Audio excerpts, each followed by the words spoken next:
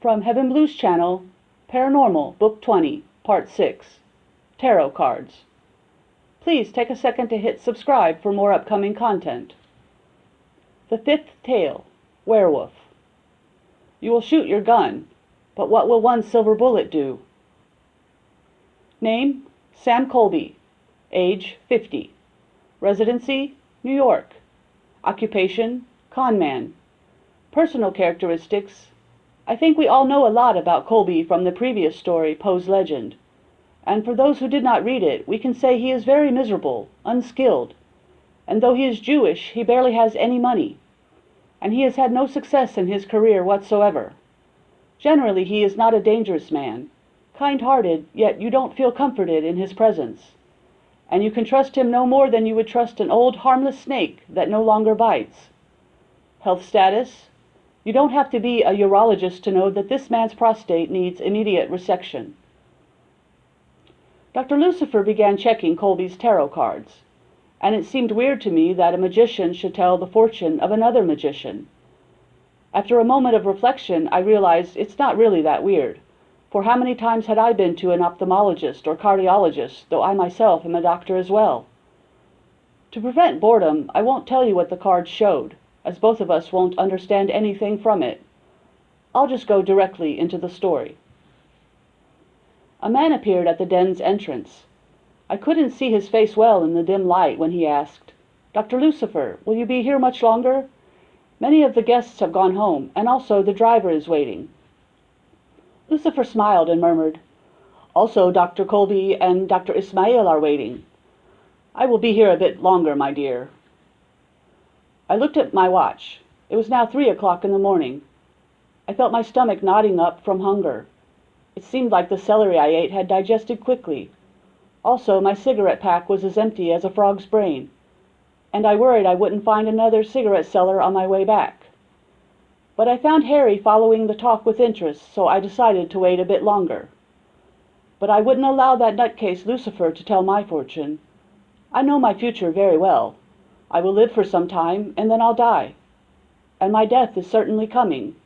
Maybe now, maybe in another half-century. It doesn't matter. And so I sat cross-legged listening to what Dr. Lucifer had to say about Colby.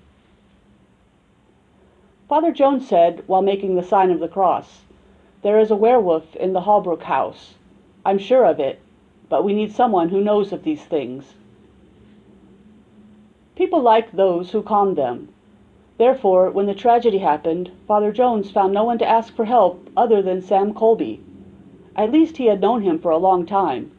And true, Jones, like any Catholic priest, did not like Jews at all, but he felt this was not the time if this Colby could give salvation to a group of tortured souls. So he went to Colby's home that night in his long black vestments and on his head a black hat, which gave him a stern look that aroused fear in the Jewish conman.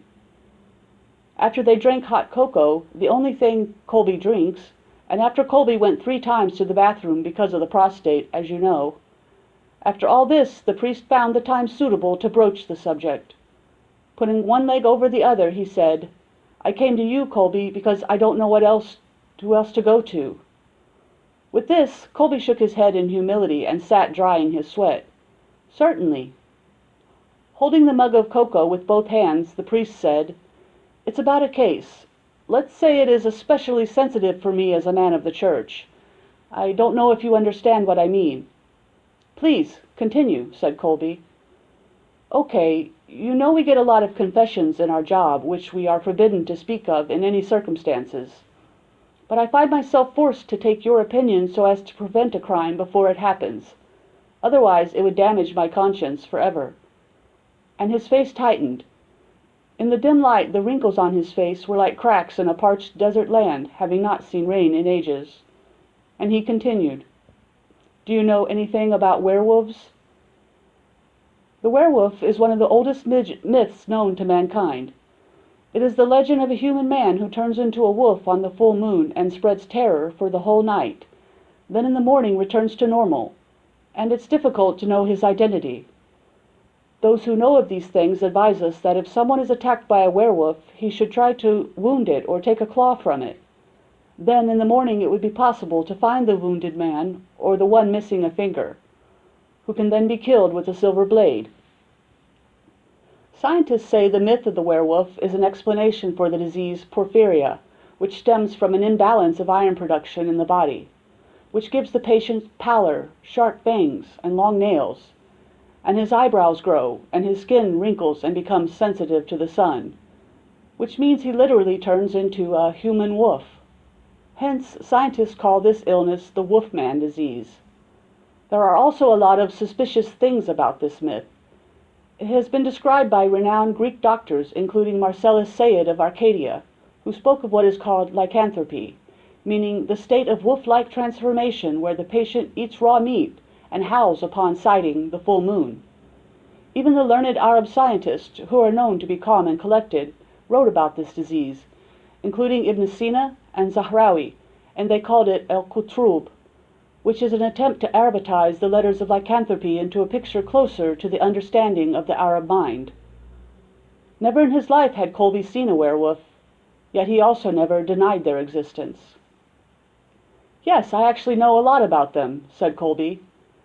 "Then I found what I was looking for," answered the priest, and he put his cup on the table and said, "I was visited at my church a month ago by one of the Holbrook family. You know that the confessor enters the dark confessional so that I will not see his face, while I sit listening to his words, and therefore I never knew who it was." "You said he was from the Holbrook family?"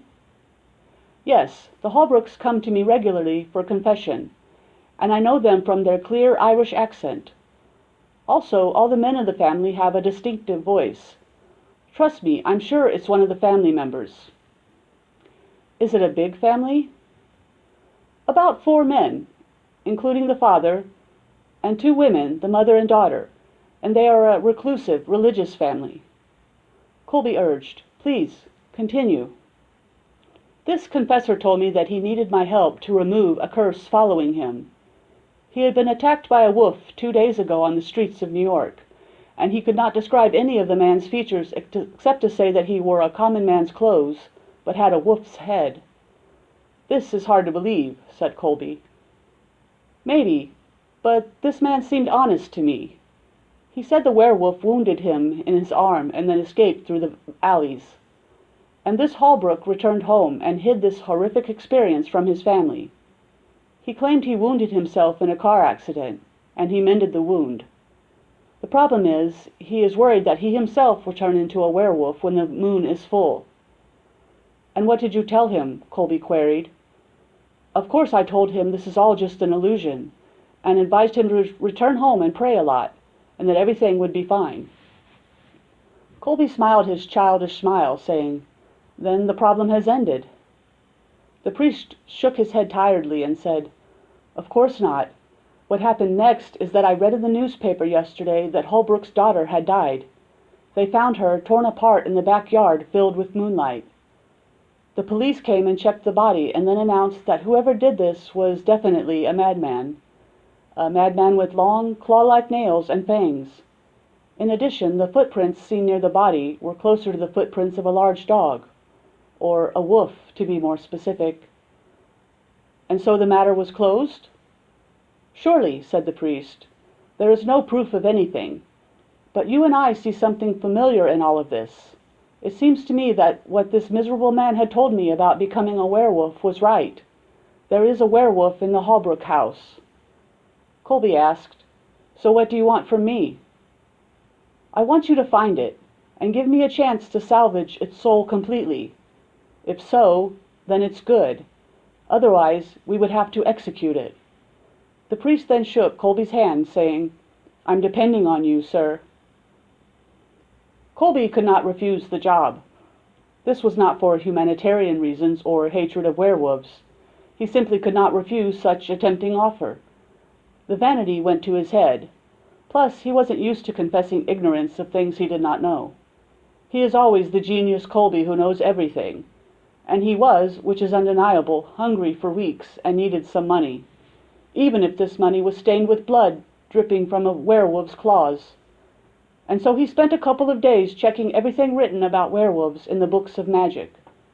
There is consensus in all these books that the salvation for a werewolf can only be death, always death by silver.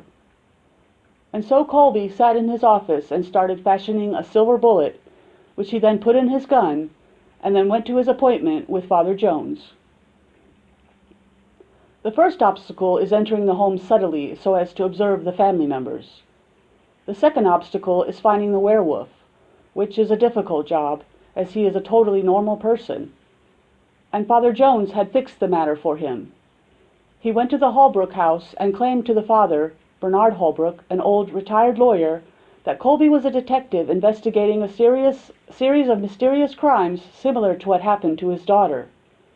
The priest asked the father to help Colby, as assisting him may spare more victims a horrible death. Colby realized the priest was liked in this home, as the popularity of the priest was seen in the friendly manner in which the family received him. Colby managed to classify the family as follows. 1. The father, the Irish lawyer and shrewd old man. 2. The mother, a wheelchair-bound old woman. 3. Oscar, the eldest son, an accountant, aged 28. 4. Claude, middle son, 26, a teacher. 5. George, youngest son, 24, also a teacher. And the meeting was so normal, taking 2 hours and devoid of anything suspicious except that Claude looked like a wolf in his sharp features and gray, dead eyes, and that George made a strange sound like a predator when he ate meat, and that Oscar had rather long nails, and that the father sounded much like a wolf whenever he coughed. Just another innocent family. Nothing suspicious. Dr. Lucifer spoke. And so you left the house, Colby, without achieving anything, but you did not neglect to tell them that you would be back on July 14th to continue the investigation. And, of course, no need to say that this is the day when the moon would next be full. He craned his neck forward and smiled, saying, "Which will be 1 week from now, correct?" "Yes, yes, all of that is right," said Colby. "And do you have a specific work method?" Colby answered enthusiastically, "I'll spend the night with them gathered in one place." "And if one of them turns into a werewolf?" prompted Lucifer. "Then Father Jones will pray, and if that doesn't work, a silver bullet is sufficient." Lucifer laughed his prolonged, cursed laughter and said, "It won't be child's play, Colby. Let me tell you what will happen as I see it in the tarot cards." On the night of July 14th, the night of the full moon when the wolf reveals himself and the enthused magician meets his end, or is it the werewolf who will meet his end? On the 14th of July, here you are, Colby, in the living room of this sweet family. In your pocket, your gun containing 1 silver bullet, and around you sit the family members not knowing what you are planning. Fidgety, the father, says, "I don't know why you gathered us, Mr. Colby, and why do you insist that we all gather in one room?" Wisely you reply while regarding them, "Patience, sir. Things will be clear shortly." Then you look at the door with worry, saying, "Please lock the door and give me the key." "Just a second. If you think that—" "I don't think anything, sir. Please do as I say." "Fine. I just hope this charade ends soon." The father then tells his eldest son to go lock the door, then to give him the key, and the latter gives Colby a look that says, "Okay, I've done what you asked. I'll go along with you to put an end to this nonsense."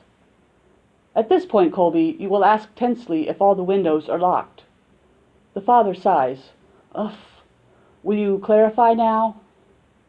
"Not yet, but I am—" And here the middle son, Claude, jumps up, turning left and right, every muscle in his body twitching, and says, "I need to go out. I have to." "Have to?"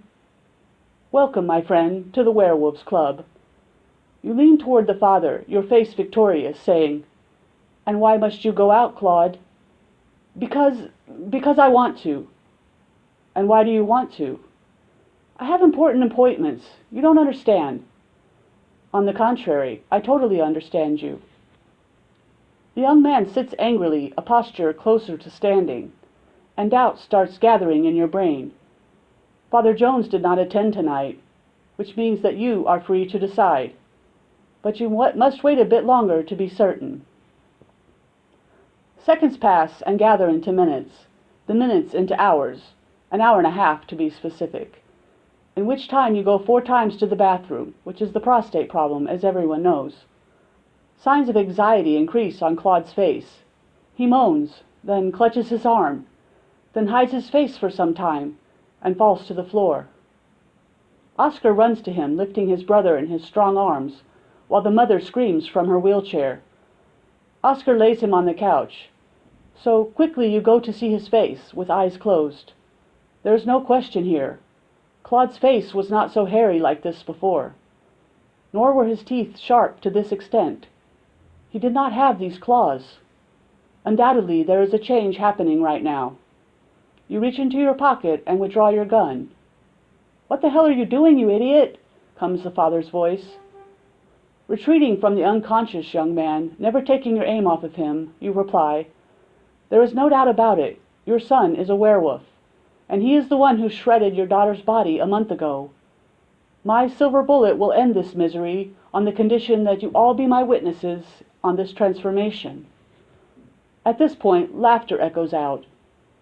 Everyone is laughing, the father standing next to the fireplace, Oscar sitting on the couch next to his brother, even the mother in her wheelchair.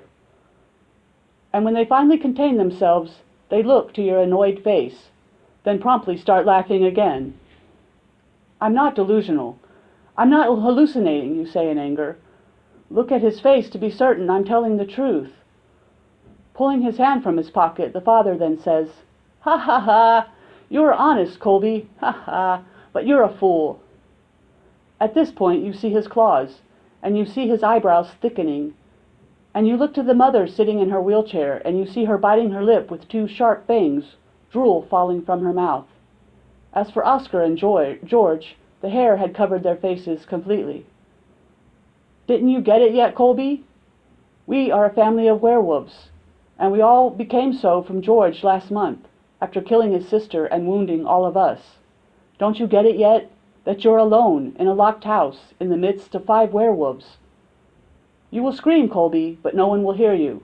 You will shoot your gun, but what can a single silver bullet do? Your prostate problem has ended forever." Dr. Lucifer ended his horrific story, shaking from holding his laughter. He then took the cursed tarot cards and began shuffling them between his hands in the bleak green light. Colby was shaking like a leaf. None of us succeeded in calming him down, and I realized he now saw the situation in all its horrible detail. "All of them are werewolves?" he asked. "All of them." "Without exception?" "Without exception." Lucifer then looked at me, touched the earring in his ear, and told me in his charming voice, "Now, is no one left but you, Dr. Refaat? I know you have not believed a single word since we sat, like someone who sees the glory of the skies and still will not believe." Blowing smoke in his face while acting calm, I said, "We Muslims refuse to believe that someone can know the unknown, and fortune-tellers lie even if they tell truths. It's a matter of creed, if you want my opinion, and my faith depends on not believing such things." "But you will try the tarot." "Just a moment of human weakness," I protested. "Curiosity, nothing more." Lucifer smiled, exchanging looks with Clarton. "You have heard and lived the endings of these sitting here." "What about my ending?" I asked. "When it comes to you, Dr. Refaat, it's so simple.